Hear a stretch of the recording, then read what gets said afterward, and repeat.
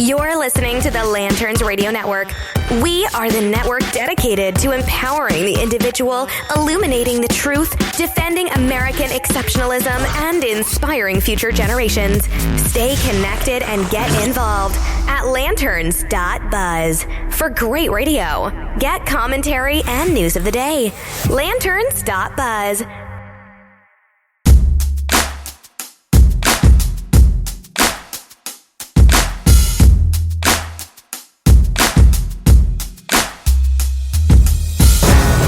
If we ever forget that we're one nation under God, then we will be a nation gone under.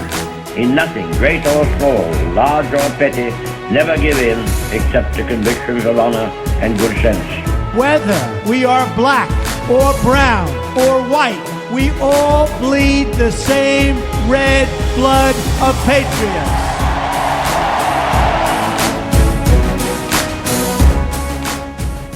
Oh man, welcome everyone to the Blake Johnson program here on this beautiful Monday evening. Hope you're having a great day so far. Hope you enjoy the weekend. May need to change that quote. I mean, yes, it's a great quote, but it's Donald Trump, and it's like, and then with news lately, it's like, oh boy, maybe we should look to different kinds of people for inspiration, but maybe it's just me. But again, thank you so much for joining us. We have a jam-packed show with you. I have to tell you, you know what the hard thing it is about doing an hour-long show? It's an hour-long show. And it used to be where finding things to talk about on radio programs were a little bit more challenging because you had to dig deeper and you had to find stories through different ways of finding stories. Now it's like, I don't even know where to begin. I don't have enough time in the day, let alone an hour's worth of programming, to be able to cover everything that's going on in the world. But we'll do the best we can and sift through all the madness together. We do have quite a few things to talk about that are really, really interesting. I have my own thoughts on the Trump-Russia scandal that's been going on, and not so much what everyone else has been talking about. Did he do it? No, he didn't do it. There's no collusion. Oh, there is. No, there's not. Yes, there is. No, there's not. Well, he attempted to. No, he didn't. Yes, he did. No, he didn't. Did you see the email? Well, it doesn't matter. Yes, it does. All these typical back and forth arguments that you can see on your mainstream media networks that are just mind-numbing. It's why I don't really watch mainstream news at all, because it's not really news. It's just bickering back and forth with people with an agenda. And that doesn't interest me. And when you go to talk radio, I expect a bias. I think that's a good thing. It's good to have commentary and opinion. But at least we try to be, or at least I try to be, straight up about what my opinion is and what the facts are. And I try to tie the two together somehow. Whereas in the media, it's just, well, this is fact. Well, no, it's not. That's fake news. Well, and to me, that's really frustrating. It's equally as frustrating when I see things like that from our own side. And that's what I want to start the show off with. I want to read a piece from the Daily Wire. This was from, I think it was Wednesday. It's from last week, a few days ago. And it's from Ben Shapiro, who, by the way, I have to say, one of the more consistent, liberty-minded individuals out there in the media. There aren't really a whole lot of people out there who would just tell you straight up what they believe and are consistent with it. No, two-faced agenda out there. But Ben Shapiro is one of those people who is straight up and who does tell you the truth, the way he sees it. He wrote this piece on Daily Wire about this new word, I guess, this new fad that we're calling whataboutism. Oh gosh, another ism that we have to keep in contact with and that we have to make sure that we understand, because we don't have enough isms out there, do we? But it's really important though, and I think it does describe a good amount of the madness that's going on in our country, not just with the left, but also with the right. So here's what he wrote. Again, Ben Shapiro. On Wednesday morning, President Trump tweeted out his most important defense to accusations about Donald Trump Jr. attempting to collude with the Russian government. Hey, but Hillary.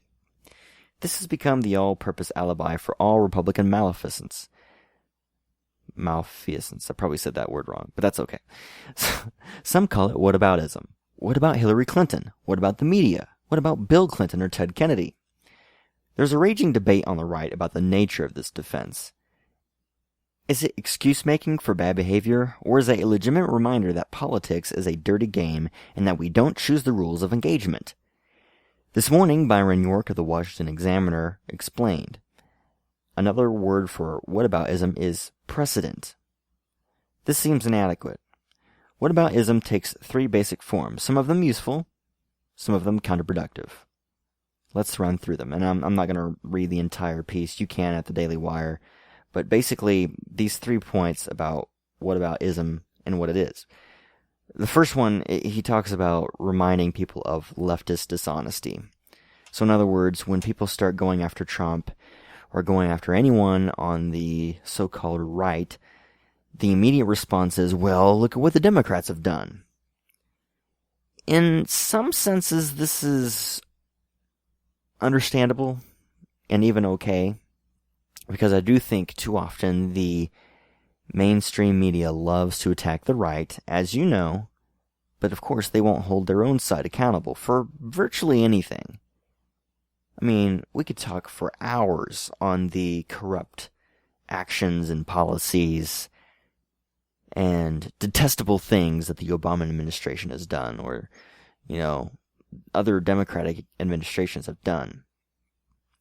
We could spend hours on that. But where does it really get us in the end? I want to talk more about that later on. But the second type of whataboutism is a reminder of proportionality. Basically saying, well, Trump Jr. may have been looking into, meeting up with a Russian lawyer, but that's not quite as bad as what the Democrats have done. So in other words, saying, well, this wrong isn't as bad as what this person did. Which, by the way, I think we all learned at a very young age, doesn't exactly hold up to the mature standpoint when we're talking about arguments and making a good argument. Because if it's wrong, it's wrong. And then the third point is moral relativism. He says this is the dangerous form of whataboutism, and also the most common. This is the actual message underlying Trump's tweet. Hillary got away with it, so why shouldn't I be able to get away with it?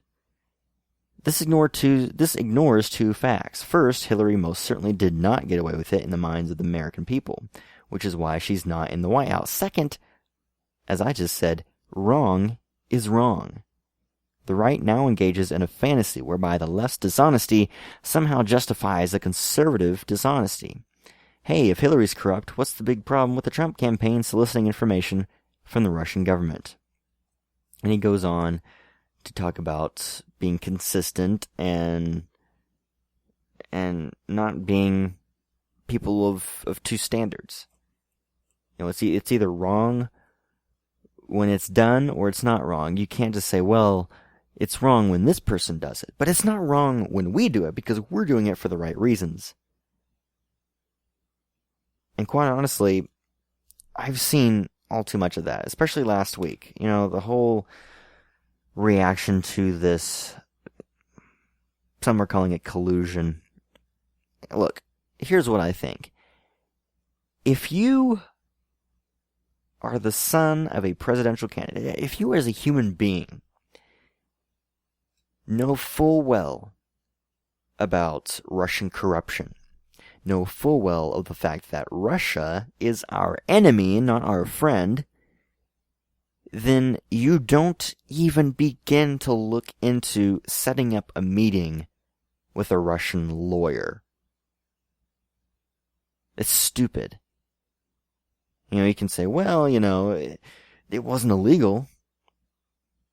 Just because it's legal doesn't mean it's right. I'm so sick of the intellectual dishonesty from our own side. I have to tell you, when I got into talk radio, one of the main reasons I wanted to do it, not just because I'm not very talented in any other area, so I thought, hey, I'm good at talking, so I'll go ahead and do that. But no, the main reason I got into radio is because I believe in intellectual honesty. I believe that radio is the perfect platform to be able to get your message out there and make the case to the people on your side.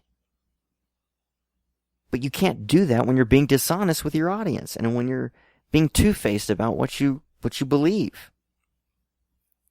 I was listening to Mark Levin this past week, and I had to shut it off because he was just driving me out of my mind, and it pains me to say that as someone who normally likes listening to Mark Levin. I just could not take the immediate reaction to this story as, we have all these different things that we could be talking about, like healthcare, like immigration. And I agree, we do have important things to discuss along with this story. And saying this is just a waste of time, and saying, well, did you look at what the Democrats did? The immediate response was, well, look at what the Democrats have done. I don't care at this moment, at this second, what the Democrats have done. We're not talking about the Democrats at this second. But we have been for the past 8 years, and longer than that. We're talking about what one person did at this moment. And I don't think there's a problem with that. I think that we can walk and chew gum at the same time. I think that we can, at the one hand, point out the corruption of the Democrats, and point out that, yes, they have done some really terrible things that the media is not talking about. But on the other hand, if we allow our own side to get away with stupidity, well, then we have no argument to make.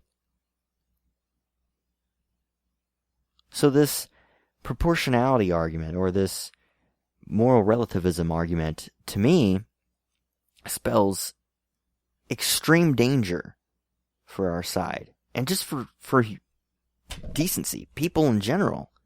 I don't care if you're conservative or liberal or what have you. You should not be excusing actions from one side and then, attacking another person who's doing the same thing, but they just happen to be on a different political spectrum as you. No, we have to hold both sides accountable. What Donald Trump Jr. did was absolutely wrong. I don't care if it was legal or not. It was stupid. It was wrong. And quite frankly, I think the president should distance himself from his own son. And I don't mean personally, but professionally. He should not be involved in this administration.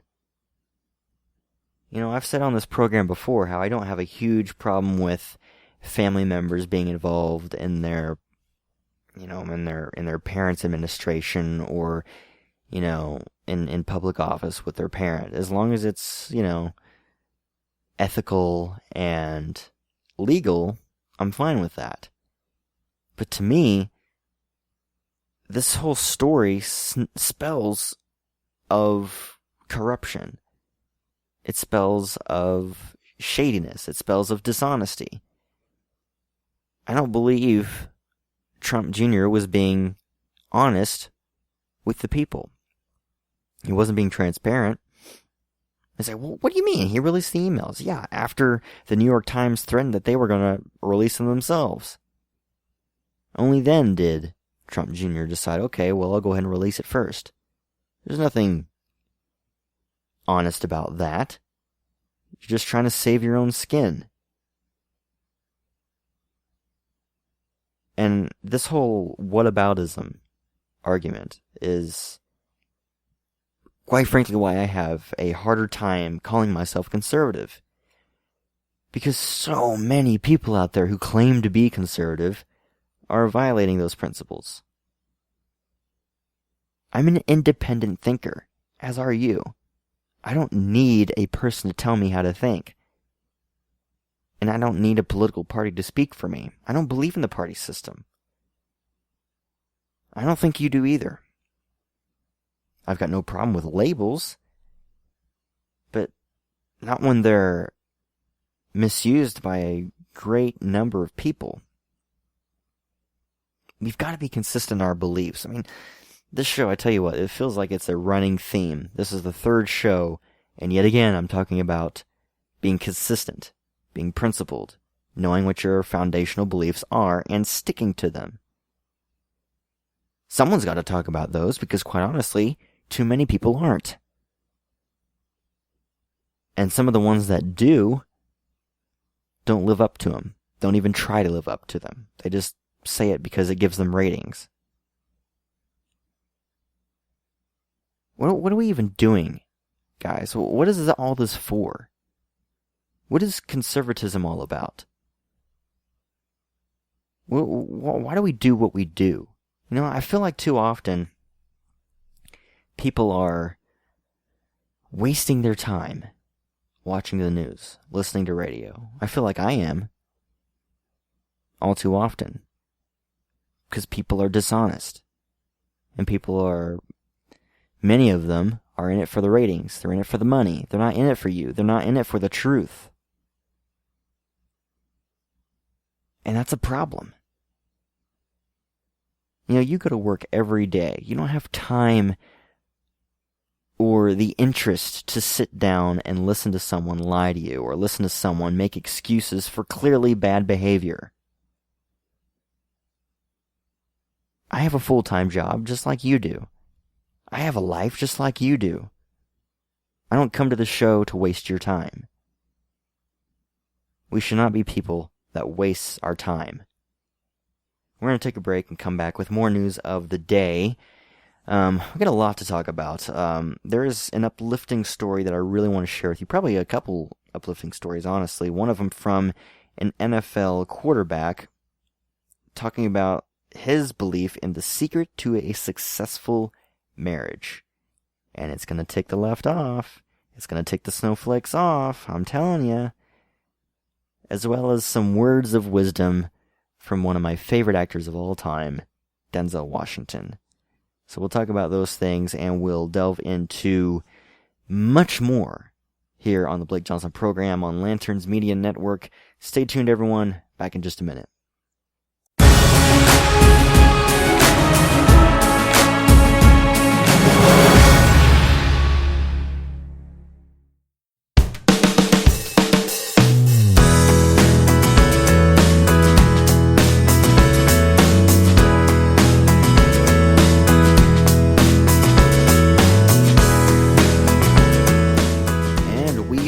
Back here on the Blake Johnson radio program on lanterns.buzz. Hope you tune in to past episodes if you're interested, and spread the word about this radio program. Again, if you want to listen to the past episodes, you can go to Lanterns Buzz on Spreaker, on YouTube, on Stitcher, and iTunes, all the major platforms, and just search for the Blake Johnson program. You can also like my Facebook page, Blake Johnson program on Facebook, or follow me on Twitter at LibertyVille93. We do try to keep you as updated as we can on what's happening in the world that we're living in. So, this is quite a day to be reminded of how evil, sincerely, I think, evil feminists can be. I am not, by any stretch of the imagination, a feminist. Not because I don't believe that women should have basic human rights that all people should have, but because I don't believe in the current form of feminism, or really any form of feminism, and it's the belief that women are equal in every sense of the word. No, that's not true. You're equal as human beings, but that doesn't mean that you are built the same way. It doesn't mean you feel the same way or think the same way. In fact, many women don't feel the same as other kinds of women. As long as you are a person, you think and feel in different ways. We're not all the same. Another reason why I don't like feminism is because it's an excuse to blame your problems on somebody else. On the white man, on the sexist man. All men are sexist, all men are evil. That's what feminism has turned into. You know, I've had friends who, keyword had, who are very, very feminist, and they completely buy into, men are just typically, bigoted towards women. They're typically, they just believe that they're so much better than women are. And they also believe in the whole, men make so much more than women. They make so much more than women doing the same job and all these things. And it's like, you have no idea what you're talking about. You haven't looked into the facts at all. You haven't delved into many of the key factors that play into men making more than women sometimes. When you look at, career choices, when you look at education, when you look at many of the women preferring to stay home, when you talk about some of the, just all these different aspects that go into what makes women different than men, and not in bad ways, just different ways. Yes, sometimes, a lot of times, men make more than women do, but that's not because of sexism. It has very little to do with sexism. That doesn't mean that sexism doesn't exist, but it's not this widespread plague that is going around in our society. Unfortunately, people like feminist writer Jodi Allard believe differently, to the point of shaming her own children, writing about them publicly, and continuously reminding her sons of how sexist and dangerous they are, just simply for being men and for being white. Not even kidding you. She wrote a piece in this site called Roll Reboot. Someone should reboot her. But she shamed her sons again. She's been doing this for quite some time. And saying that they're basically prospective rapists. That they're not safe, even though they might be good in some ways. Let's see. She recently bragged about a somewhat viral essay that went up on the Washington Post.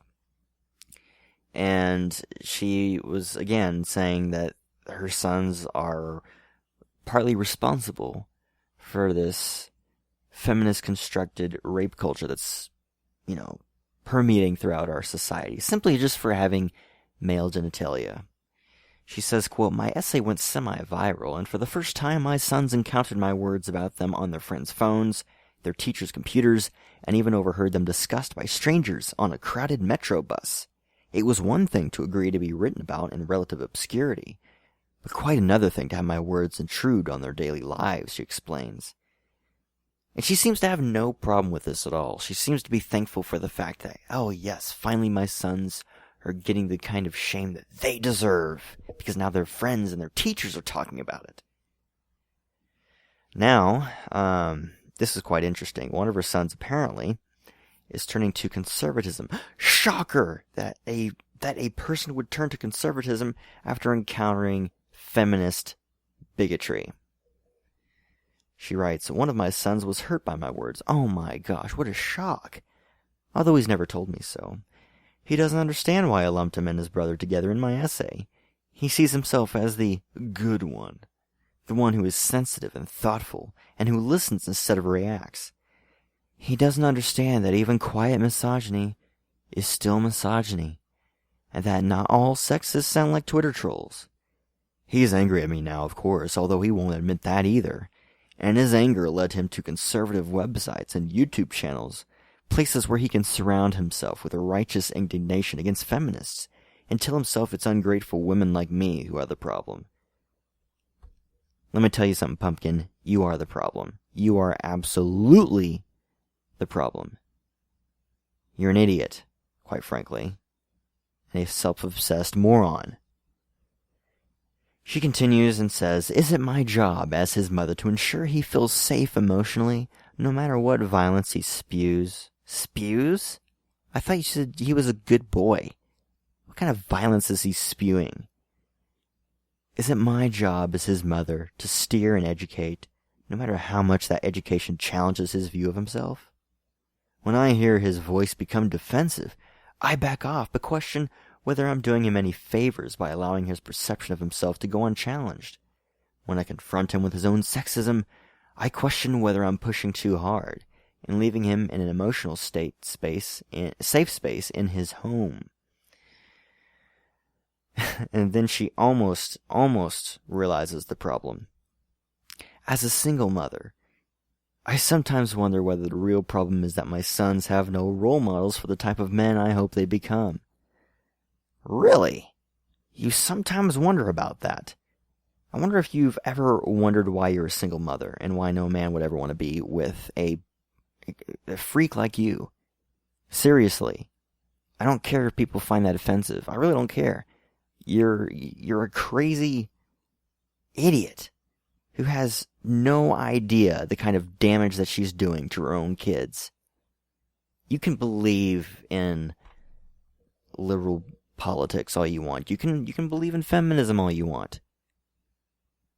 But when you start trashing your own children, shaming them in front of the world, calling them sexist and bigoted simply for being white, simply for being male, you have serious issues. Serious issues. And she goes on and on and on. She says, let's see. Towards the end she says, "It pains me to say that I don't feel emotionally safe with men, and perhaps never have with a man. But it needs to be said because far too often we are afraid to say it. This is not a reflection of something broken or damaged in me. Oh, no, it's not. No, dear one. Nothing broken or damaged in you at all. It is a reflection of the systems we build and our boys absorb. Those little boys grow up into men, and we know the value of women, the value that's been ascribed to us by a broken system, and it seeps out from them in a million tiny, toxic ways. Yes, I'm sure you get really offended when someone tells you that maybe you should, I don't know, be a mom to your kids, and not some feminist hack who's so obsessed with herself, obsessed with her own worldview that she can't see that her own sons are actually human beings, and that, you know what? Instead of trashing them, maybe promote them. Maybe say, hey, here's how you can do better. But she's not interested in that. She's not interested in that at all. This is one of the biggest issues that I have with feminism. I'm not saying that all feminists are going to shame their children. I'm not saying that. I'm just saying feminism is a vehicle that many men and women use to drive away from the problem. Instead, they want to point out how it's all those evil white men who are the problem. It could never, ever be, well, maybe you just fail at life. Maybe you just aren't doing your best. Maybe you just aren't, I don't know, taking responsibility for your own actions. Maybe the world doesn't revolve around you, sister. Maybe it doesn't. And I know. The very fact that I am shaming her and talking about her, that must mean I'm sexist. No, quite honestly, I have a very high opinion of women who are responsible, hardworking, perseverant, determined. I have no respect for women like this fool who doesn't take responsibility for anything. So, yes, she is a hack, and she has serious issues with her life. And quite frankly, I hope she's single for the rest of her life, the way that she's living right now, because no self-respecting man, no self-respecting human being should ever want to be with someone like her who treats her children like crap. And interestingly enough, has a daughter, but never says anything negative about women. Of course not. Because it's always somebody else's fault. Always. We'll be right back.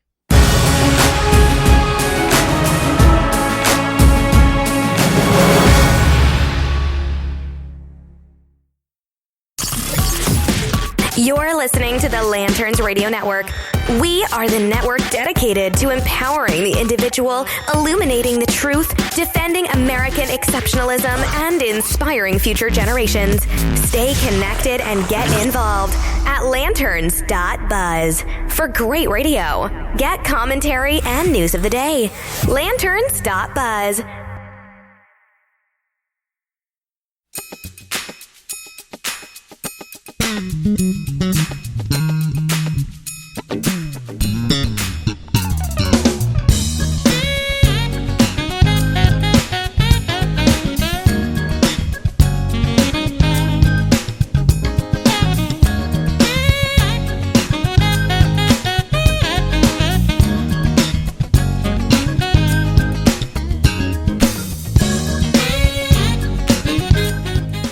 Back everyone to the Blake Johnson program here on Lanterns Radio Network.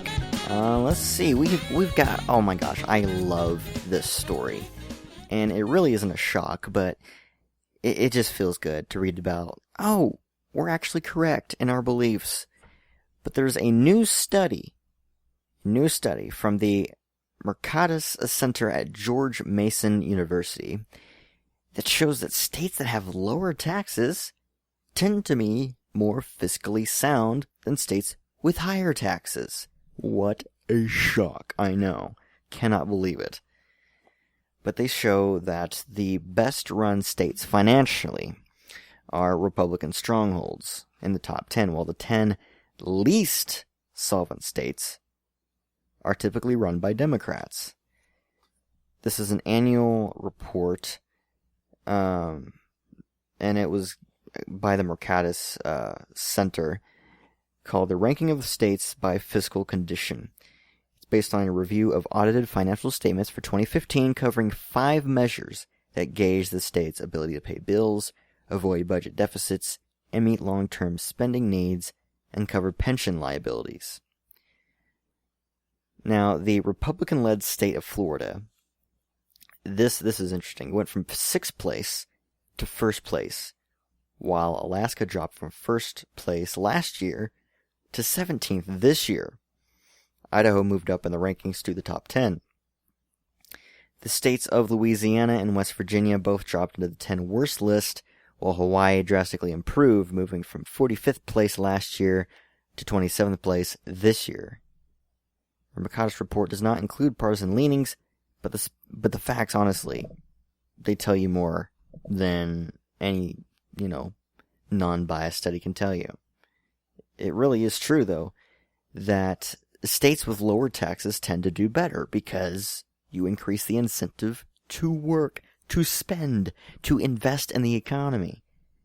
According to the Tax Foundation's 2017 report, the average tax burden among the 10 most fiscally sound states is 8.5%, while the average tax burden among the 10 least fiscally sound states is 10.2%. Of the 9 states that raised taxes in 2017, 4 of them are ranked in the bottom tier and none in the top 10, which goes to show that you increase the size of government, you increase the size of, well, people being poor, of society being in turmoil. You increase the gigantic welfare state, then you increase, dependency on other people instead of getting out, finding a job, working as hard as you can, making your own way, and in turn investing in the economy to boost it. Very simple economics, guys. Very simple. But of course the left does not want to talk about this. Why don't they want to talk about it? Well, because, for one thing, they need the votes. And to talk about cutting welfare programs, well, that's going to make some people unhappy because they like their stuff. Talk about cutting taxes, well, we've got to punish those wealthy people. The same wealthy people that create jobs. I have never understood this desire for socialism that many people seem to have. And by many people, I mean people in my own generation who have no idea what the heck they're even talking about.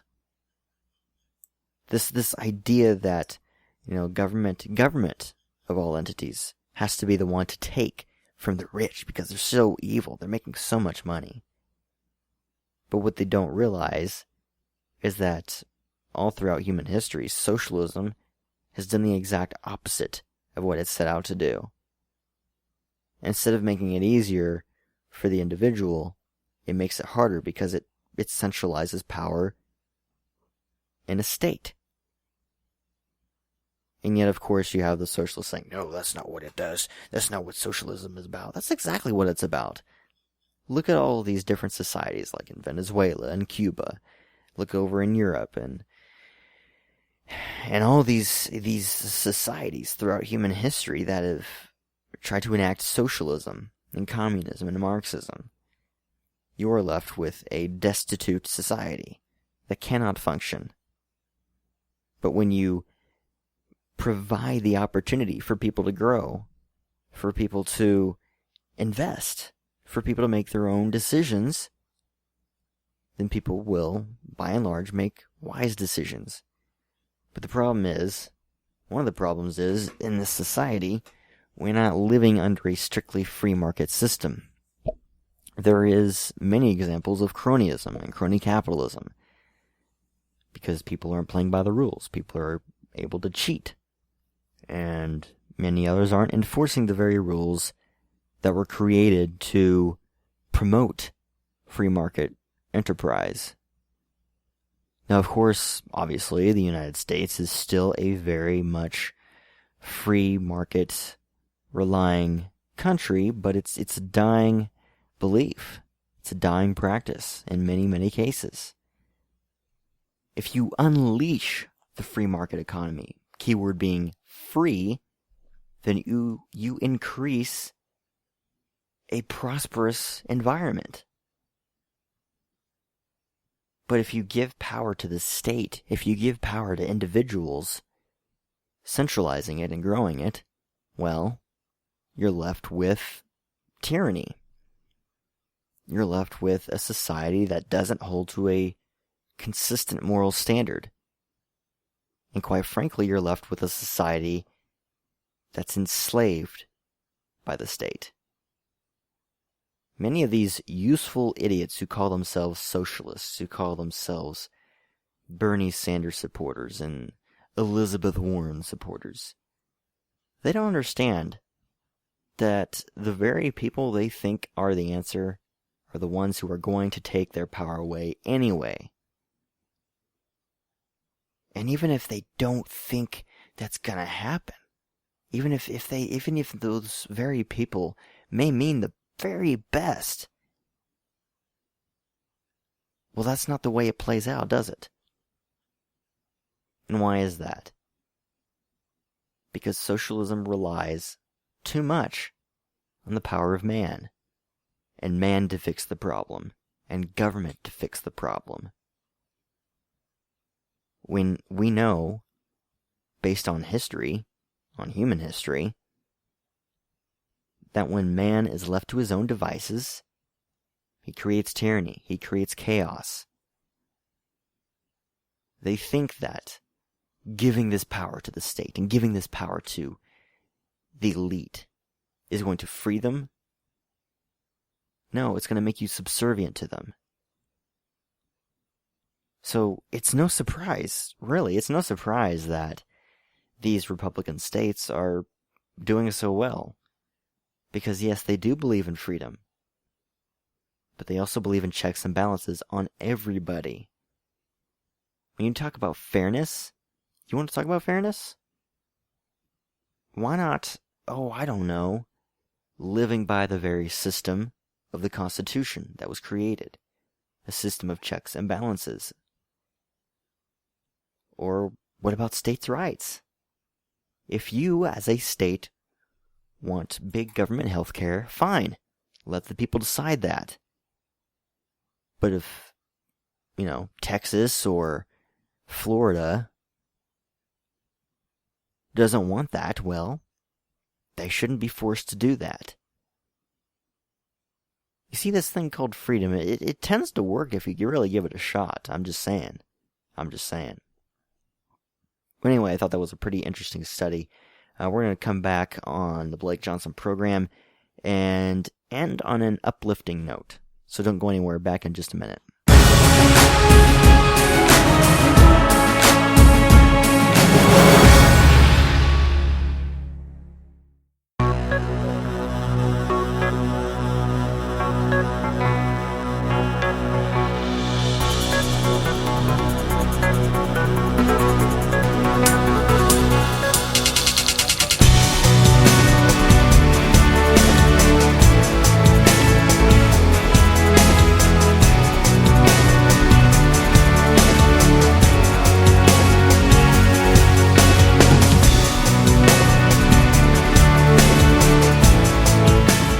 Got a couple stories here for you before we end the show today. Uplifting stories that I think you will really get a lot out of.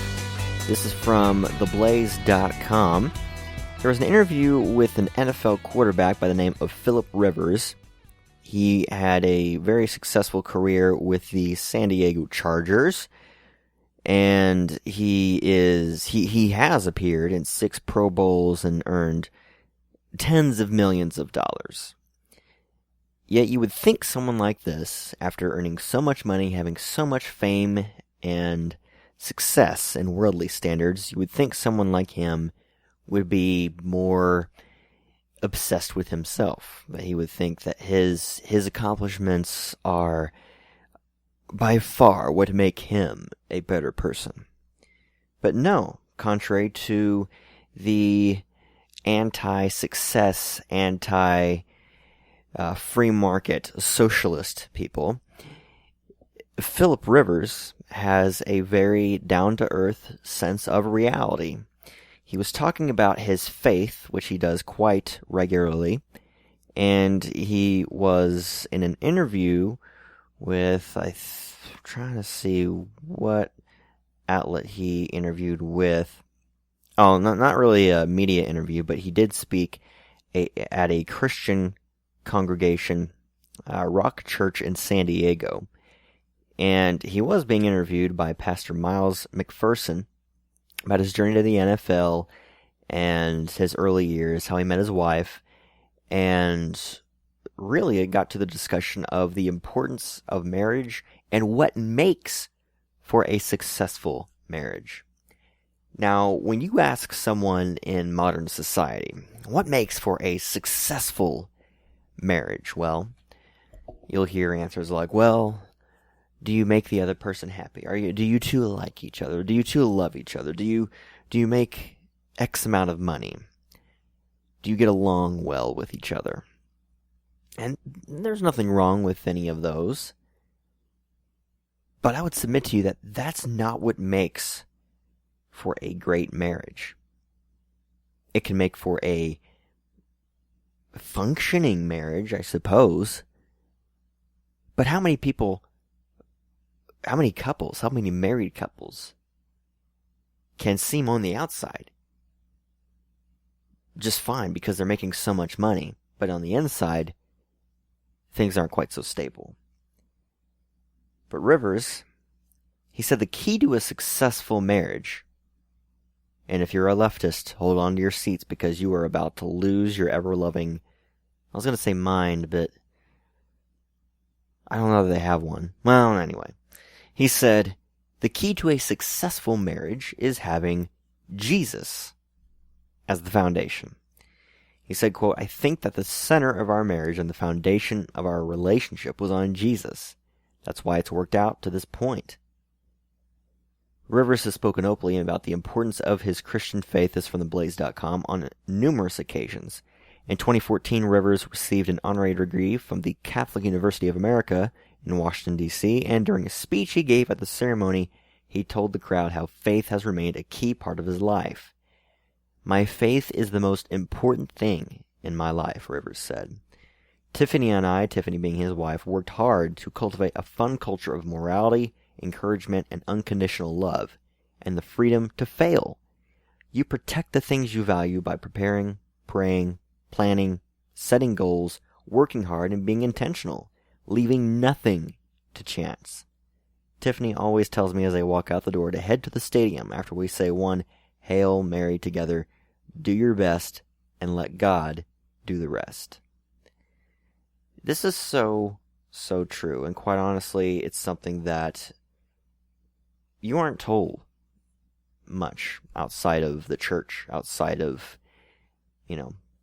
Christian standards, outside of Christian circles, outside of, pretty much any, circle of people who believe in a higher power and a higher authority. You're not going to hear this kind of message that God is the foundation for not just a successful marriage, but a successful life. And over the weekend at church, at my church, the pastor talked about being separate from this world.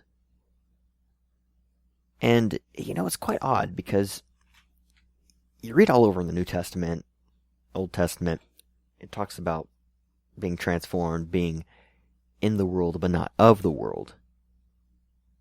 And you would think something that is so obviously true would be something that we as people would be easily able to embrace today. But no, we just can't seem to wrap our minds around the fact that the world doesn't revolve around us, that there is a higher power and that we have to be transformed. One of my favorite verses in the Bible talks about being transformed by the renewing of your mind. You hear these progressives talk about fundamental transformation. And Barack Obama, right before he became president, saying that we are going to fundamentally transform the United States of America. Well, what does that mean? When you transform something, that means you don't want it to be the way it is now.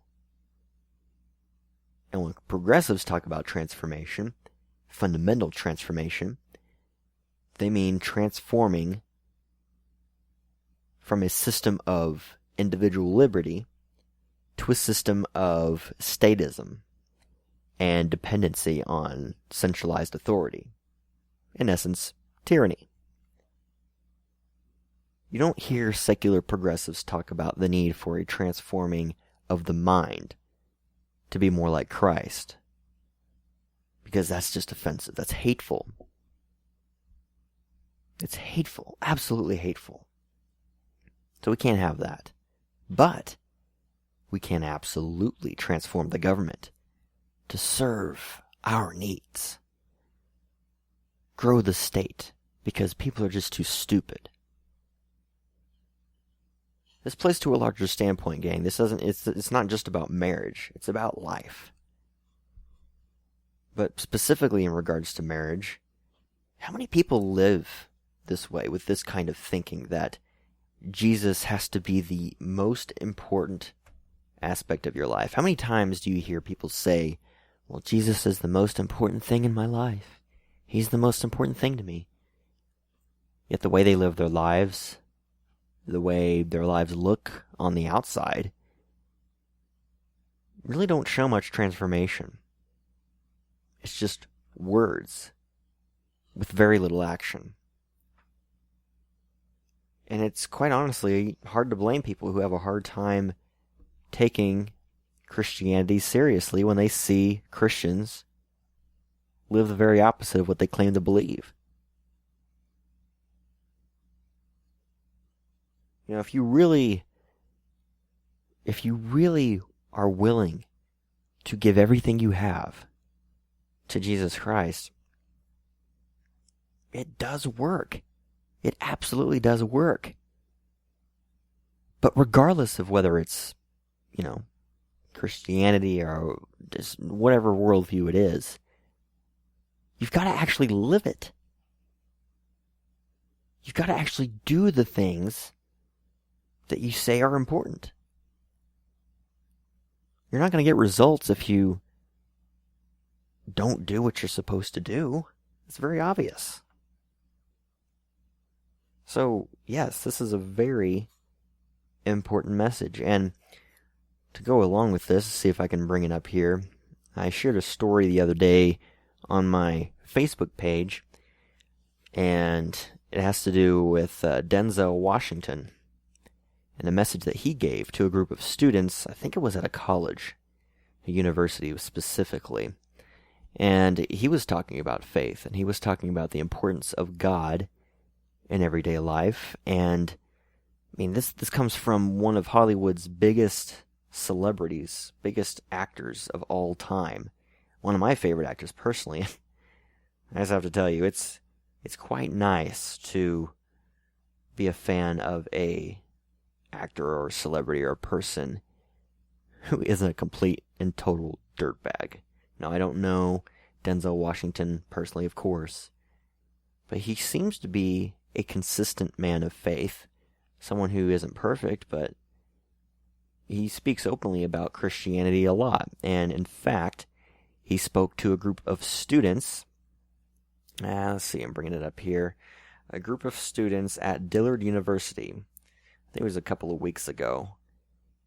And this is from movieguide.org. The audience erupted in applause at many points throughout this short yet eloquent speech, including his statement that, quote, "The most important thing that stayed with me since is that I've been protected, I've been directed, I've been corrected. I've kept God in my life, and it's kept me humble. This perspective is rare for a Hollywood actor to uphold, and even rarer to promote publicly.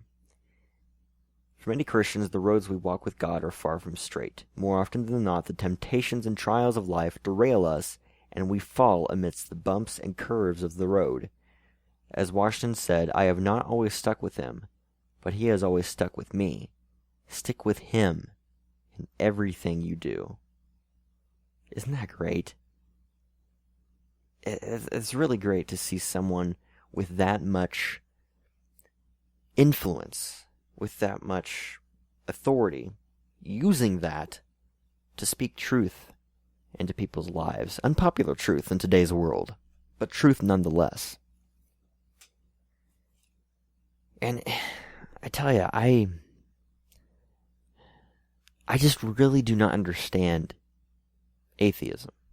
I don't understand people who don't believe in God, who don't serve God, who claim to serve God but don't.